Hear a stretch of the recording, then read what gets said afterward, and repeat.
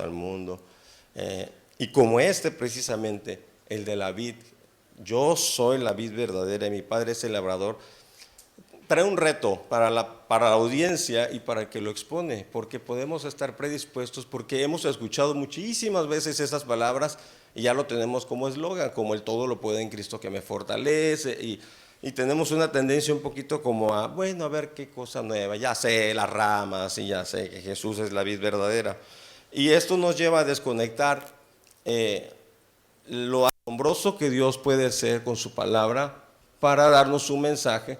Y es mi oración que el día de hoy tú y yo podamos recibir y aprender algo de esto que hemos escuchado muchas veces. Vamos a comenzar entonces haciendo un preámbulo. Número 1, vamos a comenzar. Dice Jesús, yo soy la vid verdadera. Déjeme poner el cronómetro porque si no me paso y me voy a 3 horas.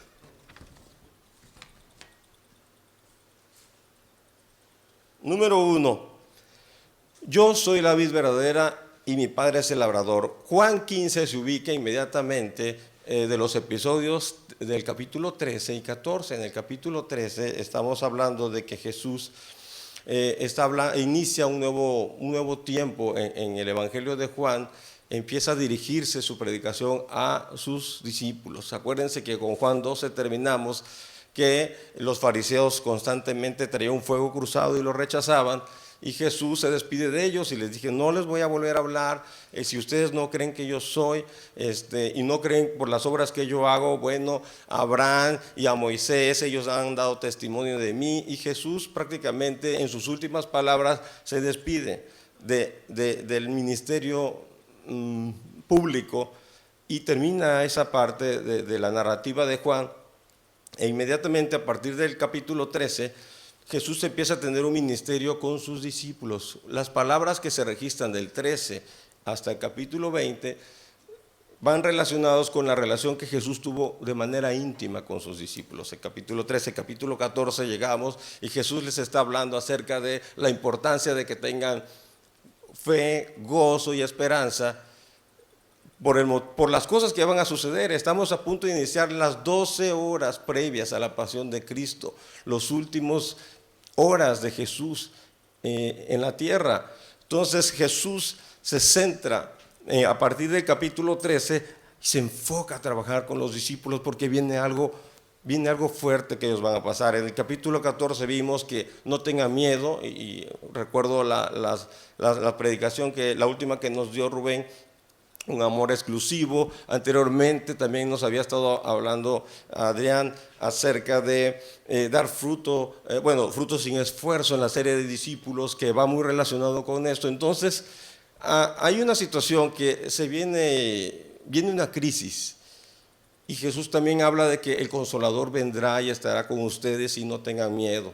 Ese es el contexto. Jesús sale entonces del aposento alto, salen de celebrar el tiempo de la cena del Señor, ha lavado los pies de sus discípulos. Judas inmediatamente ha salido a entregar a Jesús a los sacerdotes y con los fariseos, y Jesús se queda con sus discípulos y sale. Se entiende que va rumbo a Getsemaní, al lugar donde va a orar. En el capítulo 16 vamos a ver esto.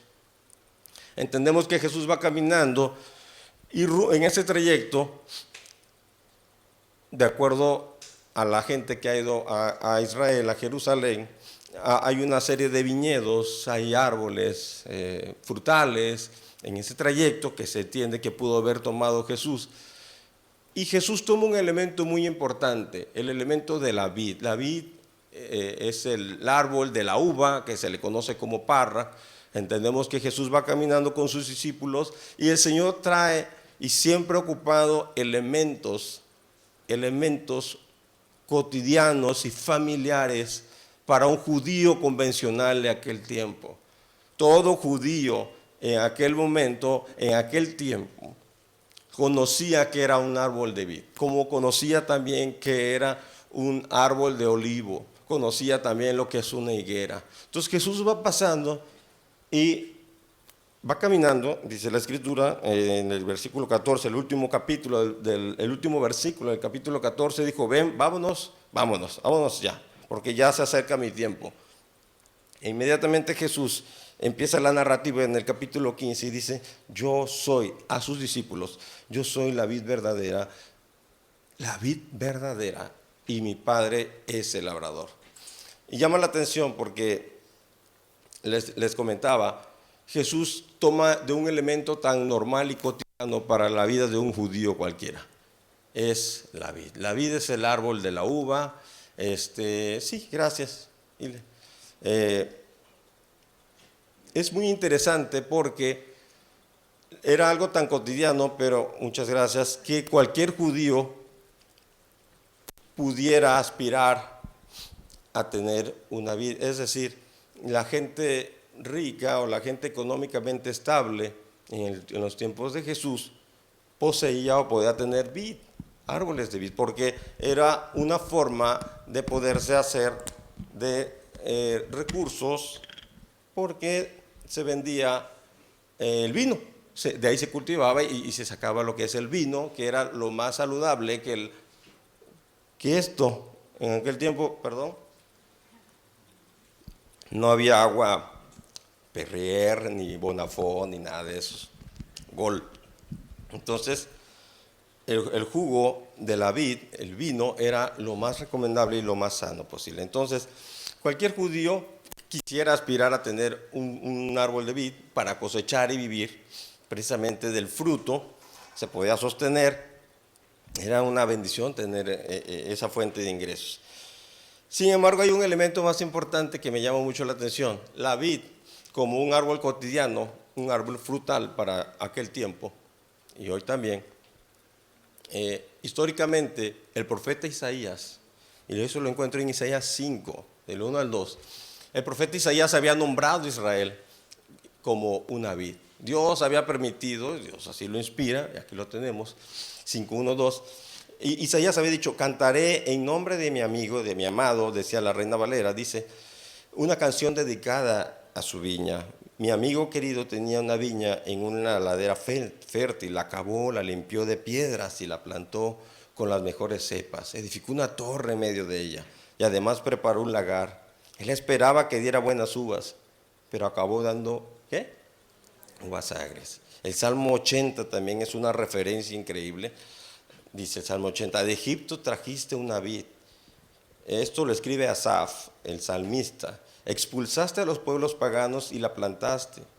Le limpiaste el terreno y echó raíces y llenó la tierra. El versículo 14 dice, vuélvete a nosotros, oh Dios Todopoderoso, asómate a vernos desde el cielo y brinda tus cuidados a esta vid. Y tenemos muchos ejemplos en el Antiguo Testamento cómo Israel es llamada la vid. Regularmente es una vid infiel. Lamentablemente hay versículos, Ezequiel por ejemplo 19 nos habla acerca de, le dice Dios, tu madre era una vid plantada junto al agua, pero fue desarraigada con furia y arrojada por el suelo. Jeremías 2:21, yo planté una vid selecta, con una semilla genuina. ¿Cómo es que te has convertido en una vid degenerada y extraña? Las menciones de la vid para el pueblo de Israel no son nada halagables, ¿correcto? Halagueñas, halagadoras. Paco, corrígeme, por favor. Paco, mi literato. Gracias, mi amor. También mi esposa es maestra de literatura y letras. Gracias. Bueno, y Jesús inicia y dice, ¿saben qué? Yo soy la vid verdadera. Y me llamó la atención, ¿por qué vid verdadera? Entonces hay una vid falsa. ¿Puede haber una vid chafa, una vid pirata? ¿Por qué Jesús tiene que hacer la mención, soy la vid verdadera? Precisamente, Israel, no representas lo que tu amado viñador, tu amo, el que te sembró y el que te plantó, no correspondes al deseo y al anhelo de su corazón, que es dar fruto, que es bendecir al prójimo, que es para mi deleite y para mi satisfacción. Y le está diciendo a sus discípulos, ¿saben? Yo soy esa vid, soy el hijo fiel y soy la vid verdadera en las cuales ustedes van a ser unas ramas que van a depender de mí. Entonces con eso inicia Jesús y para ellos les llama mucho la atención. Ok, Israel es la vid, los profetas así la han llamado y tú dices que eres la vid verdadera. Es muy importante lo que el maestro está diciendo. Seguidamente vemos unos elementos muy importantes en este texto. Dice: toda rama que en mí no da fruto, la corta, pero toda rama que da fruto, la poda. Inmediatamente dice Jesús, para que dé más fruto todavía. Y ustedes ya están limpios por las palabras que les he comunicado. Ahora, aquí hay cosas muy importantes. ¿Qué es podar? Sale una pregunta. 2, ¿para qué sirve la poda? ¿Por qué? ¿Qué fruto es el que se espera de nosotros? ¿Por qué necesariamente tengo que estar conectado para dar fruto? ¿Qué es el fruto que Dios espera de mí? Vamos a responder esto. ¿Qué es podar? Podar es limpiar. Simple y sencillamente, lo busqué en el diccionario de botánica. Dice: cortar o quitar las ramas superfluas de los árboles y las plantas para que crezcan y se desarrollen con más vigor. Por ejemplo, podar los árboles frutales. ¿Y para qué sirve? Bueno, podar un árbol trae muchos beneficios, tanto al árbol como al trabajador. Por ejemplo, un control de crecimiento desproporcionado por cuestiones de estética, reducir los riesgos para los transeúntes y sus bienes. Digo, no sé si a alguien le ha pasado que va caminando por un lugar y ya se ha dado con una rama. O tu vecino que tiene el árbol ahí afuera de tu casa y ahí llega el jardinero porque ya está afectando los cables de luz y de teléfono. Bueno, se poda para mejorar la apariencia. Hay quien quiere podar su árbol para que se vea bonito ahí afuera, los ficus que tienes en tu casa. Para incrementar el paso de la luz a través de la copa, para estimular así con ese paso de la luz la floración y la fructificación e incrementar el valor del árbol y sus productos en calidad. O para suprimir focos de infección, de plagas y disminuir los costos de producción en una cosecha, es decir, en pocas palabras, para que el producto sea de mejor calidad. Jesús dice: yo soy la vid verdadera, no una vid falsa. Hay vides falsas que no responden al llamado de su viñador. Israel ha fallado y representa todo lo que no quería Dios que fuera. Es decir, Dios quería que Israel fuera bendición para todas las familias de la tierra. Jesús dice: yo soy quien va, en mí serán benditas todas las naciones de la tierra. Israel es llamado hijo también. En Éxodo Moisés va con Faraón y le dice: así dice el Señor, deja a mi primogénito, deja salir a mi hijo para que me adore en Egipto. ¿Y qué quieren aquí? El Hijo de Dios, fiel y verdadero, está autonombrándose: yo soy la vid verdadera. Versículo 2, continuamos: toda rama que en mí no da fruto, la corta, la poda, la corta. Ahora, la palabra más correcta en donde dice cortar, o una traducción más correcta, es la palabra en griego que es airo. Airo significa elevar o levantar o recoger. No es tanto cortar, sino toda rama, dice el versículo 2, que en mí no da fruto, la levanta. No se trata de cortar. Nuestra traducción no es muy apegada al original griego. ¿Por qué la tiene que levantar? Porque casualmente la vid es una enredadera, es un árbol trepador. Y por lo regular siempre algunas ramas caen al piso y se manchan con lodo, con tierra, no le llegan los rayos del sol, los nutrientes no pueden circular, no pueden llegar y esa rama no sirve. Entonces, ¿qué es lo que dice Jesús? Mi Padre el viñador, y todo buen viñador sabía que las ramas se les daba una oportunidad, se levantaban, se amarraban o se le ponían como un palito o sobre algo para que pudieran sostenerse y pudieran levantarse y pudieran dar fruto. Jesús dice, toda rama que en mí no da fruto, la levanta. En realidad es lo que dice. Pero toda rama que da fruto, la poda, para que dé más fruto todavía. Ustedes ya están limpios por la palabra que les he comunicado. Ahora bien, la poda. Y la poda precisamente se trata de cortar. ¿Y qué se refiere con podar el árbol? Pues para la planta podría ser un acto doloroso. La estás cortando o la estás levantando o estás manipulando una rama, pero para el viñador es algo bueno. El viñador sabe que la manera de poder cuidar, amar y sustentar esa planta es dándole atención. Y quizás para la planta, el hecho de que esté caída, acomodada y enderezarla, quizás puede representar un acto de dolor. Y esto me habla mucho acerca de disciplina. Toda rama que no da fruto se somete a un acto de disciplina, lo puedo entender. Hebreos 12:11 nos habla acerca de que es necesario que mediante la disciplina seamos ejercitados y vamos a encontrar un fruto apacible de justicia. Que quizás en el momento no sea muy grato estar disciplinados, y de eso se trata la poda.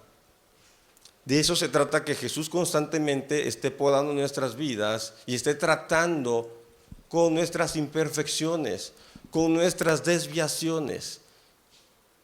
Y lo que Él utiliza es su palabra. A continuación dice, ustedes ya están limpios por la palabra que les he hablado.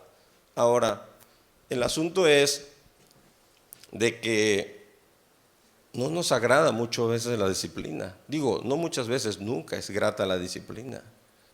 Nunca es grato que te digan que estás mal, o que Dios hable y trate con aquellas áreas de tu corazón. Digo, nunca es grato que tengas que pasar por una enfermedad, por un quebranto, por una situación dolorosa.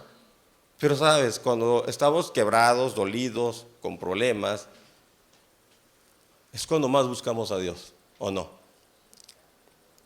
Y es cuando tratamos de alinear nuestra voluntad a la voluntad de Dios. Porque tenemos ese problema. No nos gusta alinearnos a la voluntad de Dios porque queremos siempre vivir en nuestra propia voluntad. Y por eso es que el Señor tiene que levantarnos y tiene que limpiarnos constantemente y tiene que podar nuestras vidas, y puede usar cualquier instrumento. En este caso, usa su palabra y permite las circunstancias de la vida para doblarnos y para que el buen viñador venga y nos levante y nos limpie y nos pode y nos restaure. ¿Vamos bien? ¿Van caminando aquí conmigo? Ustedes ya están limpios, podados por la palabra que les he comunicado. Versículo 4 dice, permanezcan en mí y yo permaneceré en ustedes. Así como ninguna rama puede dar fruto, sino que tiene que permanecer en la vid, así tampoco ustedes pueden dar fruto si no permanecen en mí. Mira, te voy a decir algo. La palabra permanecer en esta porción aparece 8 veces. En 8 versículos aparece 8 veces. Dice, permanezcan en mí, número 1, yo permaneceré en ustedes, 2. Así como ninguna rama puede dar fruto por sí misma, sino que tiene que, 3, permanecer en la vid, así tampoco ustedes pueden dar fruto, sino que, ¿sino qué? Yo soy la vid y ustedes son las ramas. ¿El qué? En mí, como yo en él, dará muchos frutos. Separados de mí no pueden ustedes hacer nada. 6, versículo 6. El que no en mí es desechado y se seca, como las ramas que se recogen y se arrojan al fuego y se queman. Esta parte no está hablando del infierno. Esta parte no está hablando de que se pierda tu salvación. Vamos a entender que este versículo o esta parte es Jesús hablando a sus discípulos. Esta parte está hablando de inutilidad. Esta parte está hablando de simulación. Esta parte está hablando de aquel que piensa que es rama y forma parte de un árbol y en realidad no lo es. Es como si pusieras una rama de plástico de las que venden, de las plantitas, y se la quieres ahí injertar a tu árbol. Eso no parece, pero no es. Esto no habla de perder la salvación, habla de inutilidad. Y Jesús sabía muy bien, y los discípulos sabían muy bien, que cuando podaban el árbol, la rama seca sirve ¿para qué? Para quemarlo, ¿no? Para hacer fuego, para hacer una fogatita. O sea, habla acerca de inutilidad, no habla acerca de salvación, de perder la salvación. Mucha gente ha tropezado en esta parte de este versículo. Se tiene que estudiar todo el contexto. Continuamos. Es desechado y se seca como las ramas que se recogen y se arrojan al fuego y se queman. Otra vez más. Si permanecen en mí, 7, y mis palabras permanecen, 8, en ustedes, pidan lo que quieran y se les concederá, y mi Padre será glorificado cuando ustedes den mucho fruto y muestran así que son mis discípulos. Permanecer. ¿Qué significa permanecer? Viene de una palabra griega igual, que es meno. Y meno significa, o da la idea de hacer una habitación. Meno es hacer escala, es esperar, es morar, es estar de manera perdurable, permanente, como quedarse a vivir, como cuando tú le dices a tu esposa, a los que están casados, hasta que la muerte nos separe. Habla de una estabilidad, de una permanencia, de un morar, de hacer como una casa. Jesús está diciendo entonces, el que habita en ese sentido de reposo, de permanencia, ese dará fruto. Ahora, esto lo escribe Juan y llama la atención de que a él le queda muy clara esta enseñanza de permanecer anclados a Jesús. Que en su primera carta, en la primera carta del apóstol Juan, en el capítulo 2, 3 y 4, 16 veces repite esa palabra permanecer. Permanecer entonces habla de comunión intencional y constante.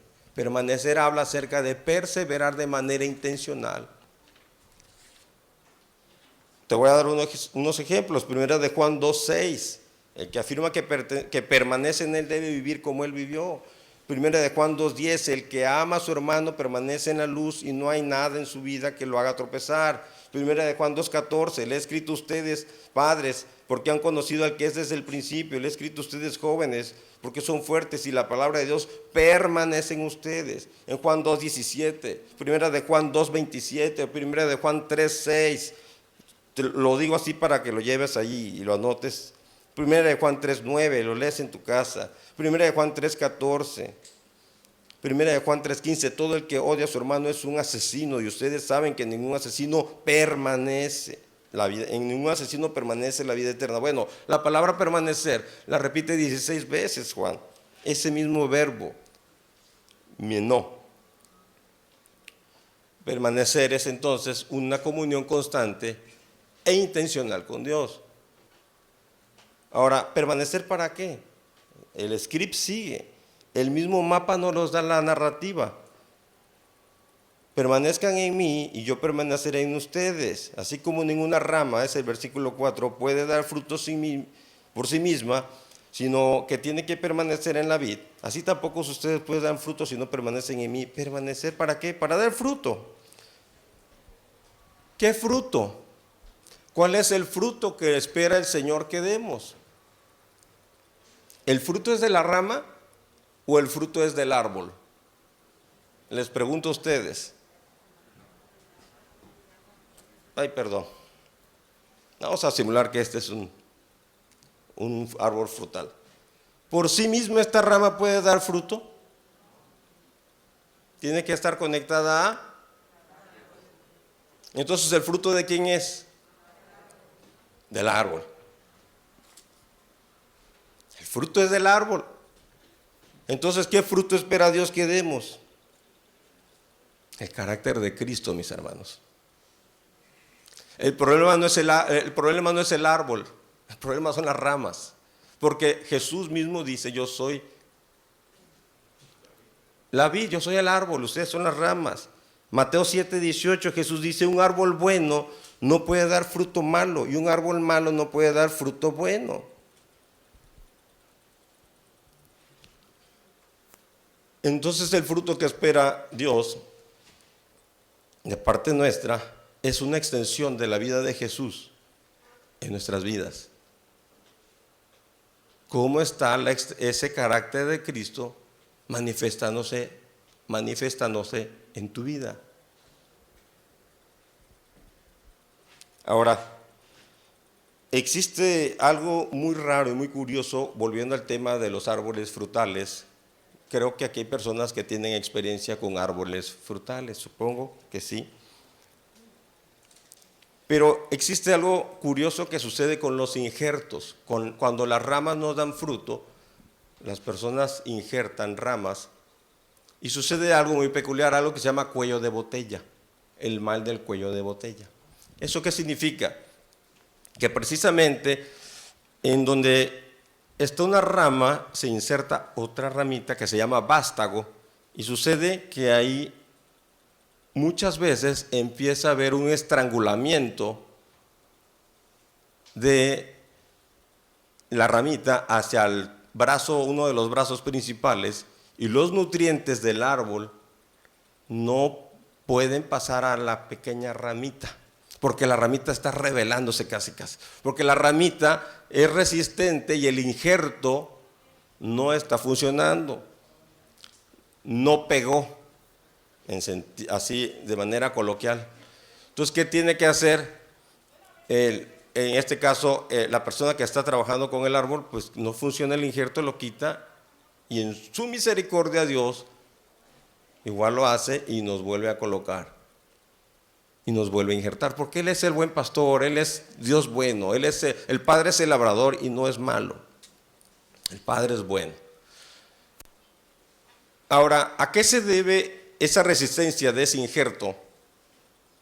Y me tuve que poner a leer estas cosas de la vid para poder entender un poquito. No soy experto, leí un poquito, de todos modos sigo ignorando del resto de esto, pero en pocas palabras, la persona que estaba hablando en un documental decía que la rama traía una naturaleza contraria y era como que resistente y como que era alérgica a los nutrientes del árbol principal, que solía suceder que ciertas ramas nomás no conectaban.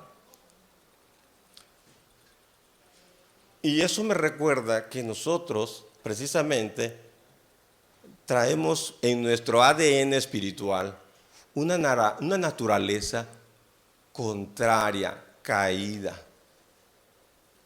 Y esa es la constante batalla del creyente en la vida cristiana. Que mi naturaleza está oponiéndose a la naturaleza de la savia, del árbol. Y esa savia es la que me da vida. Pero muchas veces me opongo a recibir de esa savia, se arma el famoso cuello de botella. ¿Y qué creen que le va a pasar a esa ramita? ¿Va a morir el árbol? ¿Quién es la que se corta? Ahora sí que ¿quién es la que se seca? En Romanos 11, Pablo nos dice precisamente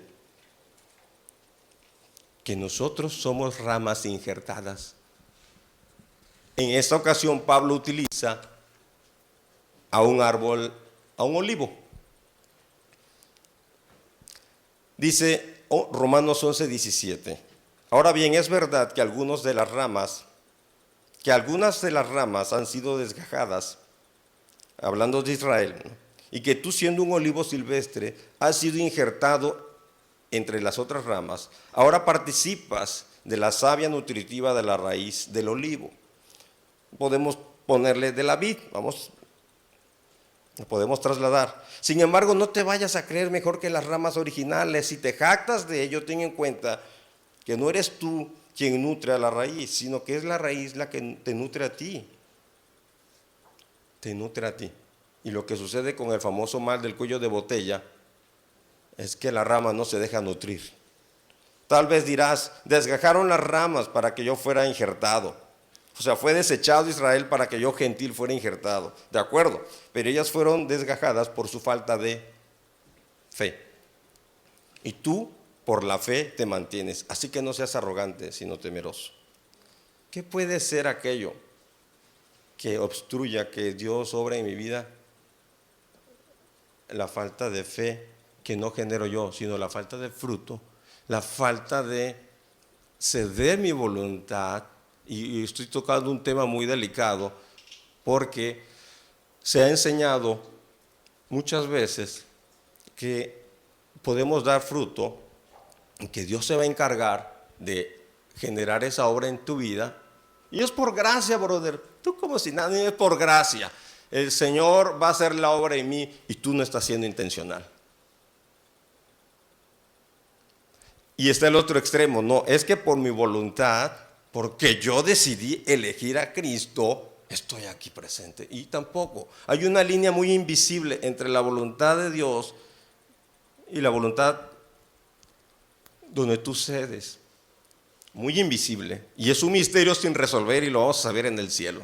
Hay quienes dicen que todo es por la gracia y la obra de Dios y estoy de acuerdo con eso. Pero la Escritura me habla en Santiago que mi fe sin obras es.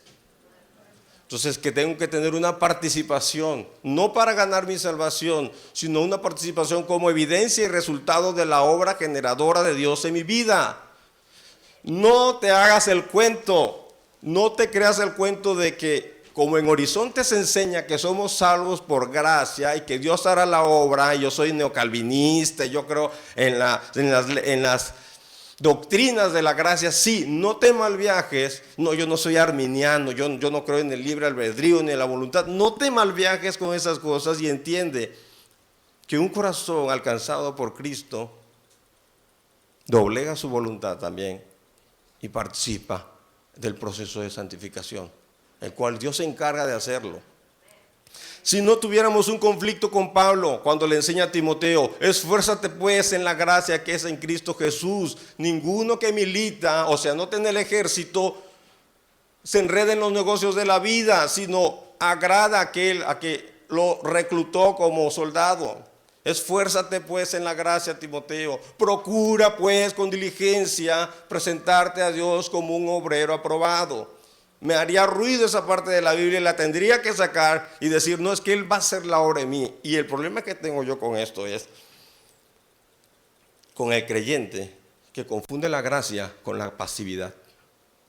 Y a eso se refiere la Escritura cuando dice, las ramas se secan y no dan fruto.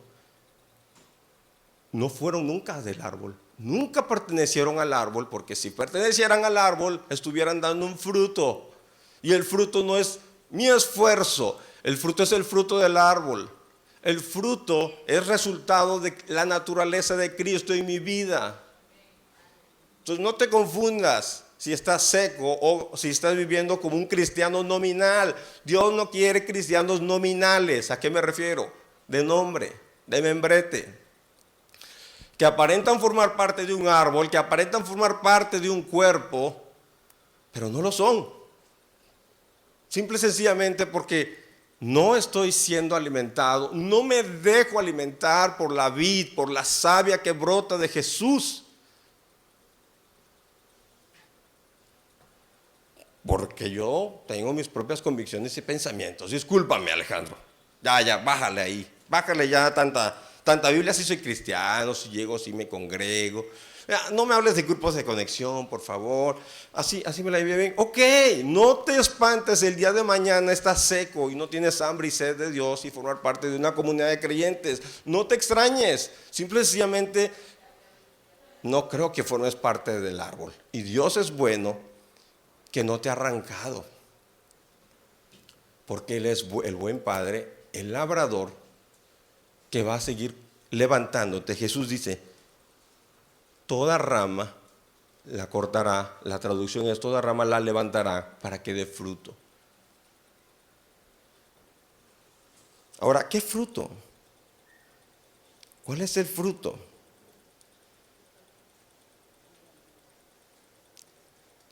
Mira qué tremendo lo que dice Jeremías 5, no sé si lo tenemos por ahí.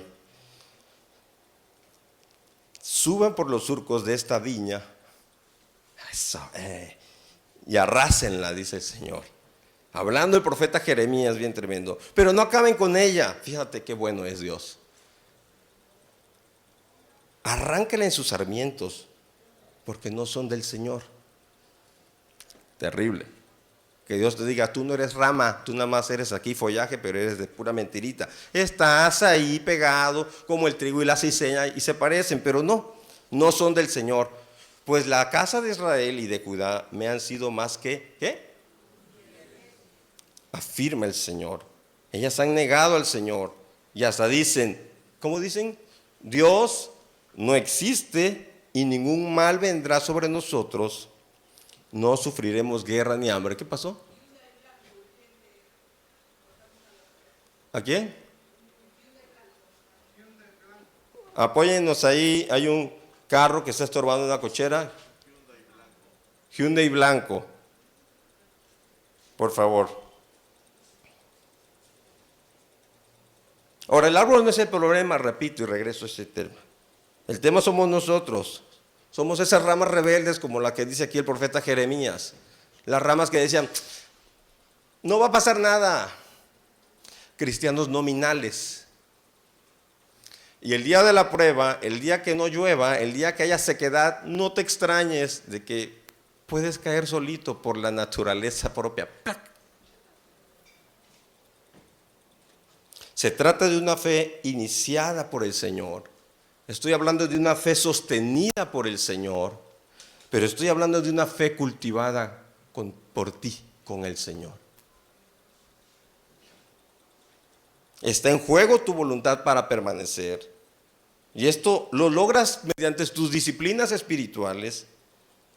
No son obras para salvación, en ninguna manera, pero son la evidencia de tu salvación. Santiago 2:17 habla de la fe sin obras. La fe sola es una obra, es una fe muerta, la fe sin obras. Ahora, ¿qué es ser desechado? Vamos en el versículo 6. Ser desechado precisamente habla acerca de, ¿sabes? Tú solito te cortas, o sea, el Señor no te desecha. El Señor dice en Juan 6:37, el que viene a mí, que yo no lo que. O sea, no es el Señor mala onda. Por favor, hay que.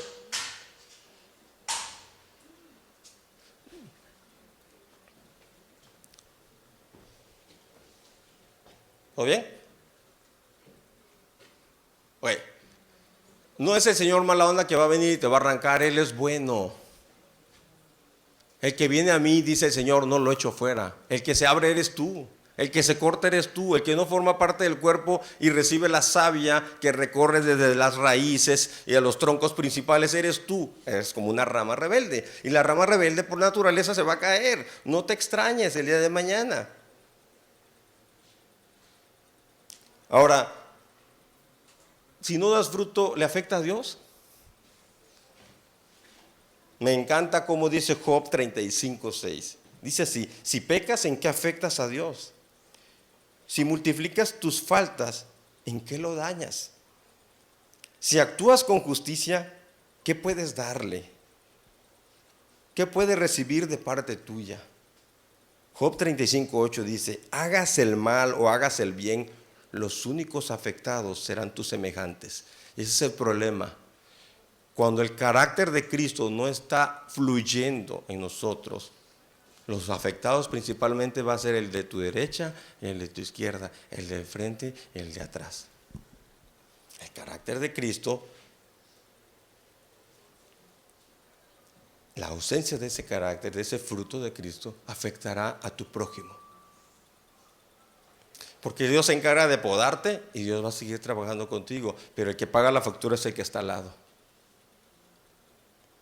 Hagas el mal o hagas el bien, los únicos afectados serán tus semejantes. Por eso el fruto es una evidencia de la permanencia en Cristo. Es una marca distintiva del creyente. Gálatas 5:22, vamos rápido, ahí sí les pido 5:22 y 23.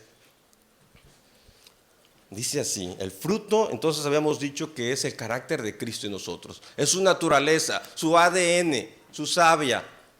Y dice, en cambio el fruto del Espíritu, Cristo. El fruto de parte de Dios, el fruto del Espíritu Santo, el fruto de Cristo es ¿qué? Vamos a decirlo juntos. Amor,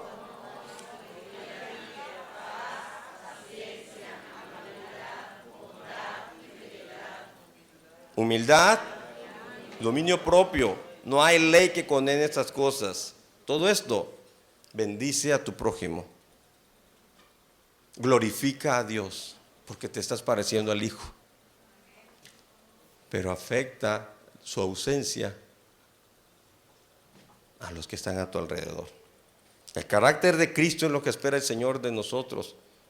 Y también las obras y oportunidades de hacer el bien y la ayuda mutua a los que están a tu alrededor. Ese es el fruto que espera el Señor de un creyente. ¿Qué usa? Versículo 7. Si permanecen en mí, mis palabras permanecen en ustedes. Pidan lo que quieran y se les concederá. Me equivoqué. Dice, ustedes ya están limpios por la palabra que les he comunicado. Es el versículo 3. Ok, si permanecen en mí, si es correcto. Y mis palabras, pero ¿qué usa el Señor para que nosotros podamos dar ese fruto? Su palabra, o sea, de primaria, de aquí de clase de los niños arriba. O sea, su palabra es la que utiliza. Esto ya lo había dicho Juan 8:31. Jesús le había dicho a sus discípulos que si permanecíamos en sus palabras, verdaderamente seríamos sus discípulos. Por eso no existe una constante batalla para que Dios te separe de la Biblia y de su palabra. Por eso existe diariamente una constante batalla espiritual para que te distraigas y no te nutras con la Biblia. Por eso es la constante batalla del creyente de que no lee la Biblia. No vas a crecer si no es por medio de su palabra. Pedro dice que hemos sido renacidos por una simiente incorruptible, por la palabra, para una esperanza viva. ABC del cristianismo. No hay cristianismo sin Cristo, y Cristo no lo hallas en ningún otro lugar, sino en su palabra. A Cristo no lo encuentras en redes sociales necesariamente, a Cristo no lo encuentras necesariamente en tu app de la Biblia y lees el versículo del día, es en su palabra. No lo encuentras en una estructura religiosa, no lo encuentras en el cristianismo que puede ser tu religión, no lo encuentras en cualquier becerro de oro que construyas y le des atributos de poder y deidad. A Cristo se lo encuentra en la Biblia, en su palabra. Y si te estás nutriendo, ¿qué crees que va a salir? Santiago habla acerca de que una fuente no puede tener agua dulce y agua. No, hermanos. Dice, no erréis. En él no hay mudanza ni sombra de variación. Él permanece fiel. La misma palabra, menó. Él no cambia. Por eso él nos manda a permanecer como él. Miren lo que sucede aquí. Vámonos al versículo 7. Continuamos. Estamos a punto de terminar. Si permanecen en mí y mis palabras permanecen en ustedes, pidan lo que quieran y se les concederá. ¿Sabes cuál es uno de los rasgos distintivos cuando la palabra de Cristo empieza a morar en ti? Hasta tu forma de orar cambia. Pues tienes tanta Biblia metida en tu corazón que hasta tu oración cambia. Y te voy a comentar un caso que me enteré. No de esta iglesia. Ya estaban algunos. Pastor, necesito que me ayude a orar, pastor, porque Dios me mostró el varón de Dios para mi vida. Caray, va el pastor. Pues claro que sí.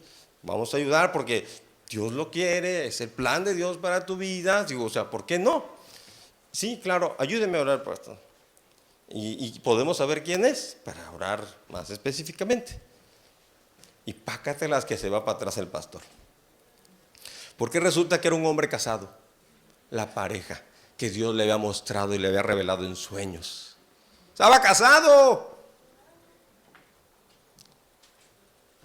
Pero dicen, es que aquí dice que si yo permanezco en él, o sea, si yo llego a la iglesia, así lo entienden, y me sé la Biblia, entonces puedo pedir todo y todo se me concederá. Ahí lo dice.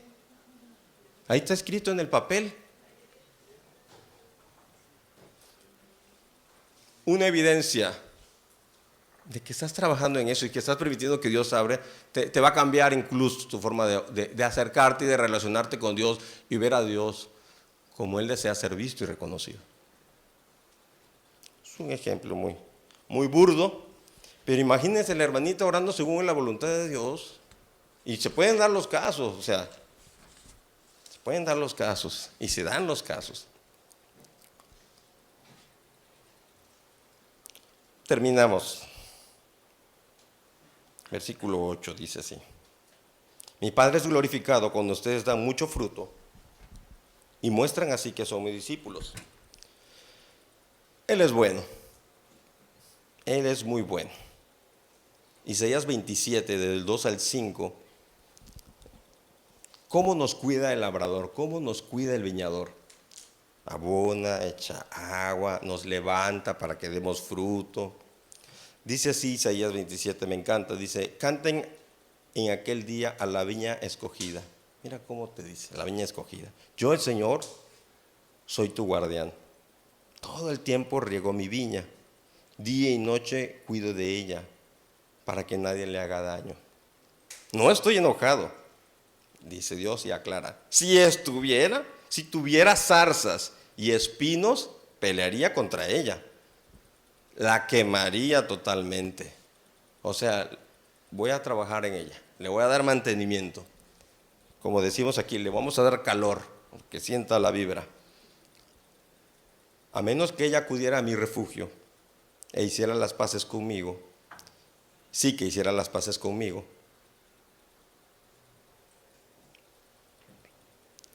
¿Cómo nos cuida el labrador? De día y de noche. Con misericordia. Nos defiende de las fieras, de las plagas, de todo aquello que quiera venir a tentar y dañar tu crecimiento. Si es necesario, te va a podar en aquellas áreas de tu vida que tú sabes. Él no está enojado. Si se enojara, nos destruye. Pero Él es bueno. Solamente cuídate de no estar dando espinos y maleza. Solamente cuídate y ocúpate de permanecer, que es la palabra que se repite mucho en esta porción. Mira el Salmo 1, ¿cómo dice? El Salmo 1, versículo 1, 2 y 3, ¿lo tienes? Miren cómo dice. Vamos a leerlos todos. Cuán bienaventurado es el hombre que no anda en consejo de los impíos, ni se detiene en el camino de los pecadores. Bueno, es otra versión. Vamos a leerlo aquí. Ni cultiva la amistad de los blasfemos, sino que en la ley del Señor se deleita día y noche y medita en ella. Es como el árbol plantado a la orilla de un río, que cuando llega su tiempo da su fruto a su tiempo y sus hojas jamás se marchitan. Todo cuanto hace prospera. La clave está en permanecer, no en el fruto. El fruto es de Dios. El fruto es el carácter de Cristo. Él da buen fruto, porque el árbol bueno da buenos frutos. Él no es un árbol malo ni chafa. Él es la vid verdadera. De Él sale lo mejor. Ten cuidado con el cuello de botella. Ten cuidado con resistirte a lo que Dios nos ha hablado en los últimos meses. Y si no, te va a podar. Y si no, tú solito te vas a cortar. Te vas a secar. Y si es necesario pasar por esto, bueno, el Señor lo permite. Pero vas a afectar a los demás frutos y a las demás ramas, porque esa savia que te nutre a ti, pues mejor la quito y que se desvíe a las otras ramitas para que el fruto salga apacible, jugoso, grande. Entonces, en vez de tener 30 ramas, pues mejor me quedo con 10 ramas y los frutos van a salir muy buenos. La clave está en permanecer. Mi pregunta es, hoy, ¿a qué árbol estás conectado? ¿O a qué árbol estás tratando de conectarte? ¿Estás funcionando como una rama injertada al árbol? ¿Se manifiesta ese fruto de Cristo en tu vida? ¿A qué árbol estás conectado? En el principio solo habían dos árboles. El árbol del conocimiento del bien y del mal y el árbol de la vida. Esa es la tensión del cristiano. ¿A qué árbol perteneces? ¿O en qué árbol quieres estar recibiendo esa savia? Yo quiero estar en la vid y ya estoy en la vid. Mi trabajo es permanecer y dejarme podar. Ese es el reto de esta mañana que Dios nos ha hablado. Finalmente dice versículo 8, mi Padre es glorificado en esto, cuando ustedes dan mucho fruto y muestran así que son mis. ¿Y cómo se llamó la serie que terminamos? Ese es el cierre. En su agenda Dios permitió que hoy se diera Juan 15. Esa es la serie, discípulos. Oremos. Gracias, Padre. Gracias por tu palabra, porque tu palabra es la que nos reta, nos incomoda. Tu palabra es la que nos habla, la que nos poda, la que nos levanta, incluso cuando estamos caídos y nos manchamos de lodo. Las plagas pueden venir a dañarnos y tú, como buen viñador, levantas, Señor, esa rama para que lleve fruto y la limpias. Tú eres muy, muy bueno, Señor. Eres tan, tan bueno, Señor. Permítenos, Señor, estar conectados constantemente a ti, porque de ti es donde procede, Señor, la savia y la vid. La savia, Señor, que recorre todo nuestro ADN espiritual y nos mantiene vivo para dar fruto. Señor, el fruto es tuyo. Una rama no da fruto aislada y sin esfuerzo, Señor. Es más, la rama no se esfuerza, Señor. La rama da el fruto del árbol. Nada más tenemos que ceder y dejar que esa savia penetre y nos llene y nos sature, Señor. Ayúdanos, Señor, en este tiempo. Y te pido por las personas que a lo mejor puedan reconocer que han vivido separados en autonomía y secos, revelándose a esto, que los traigas, Señor, y les hagas recordar hoy que después de haber oído toda enseñanza, toda predicación, tú sigues diciendo el día de hoy: yo soy la vid, permanece en mí, porque separados de mí nada puedes hacer. Recuérdanos eso constantemente, Señor. En el nombre de Jesús, Padre.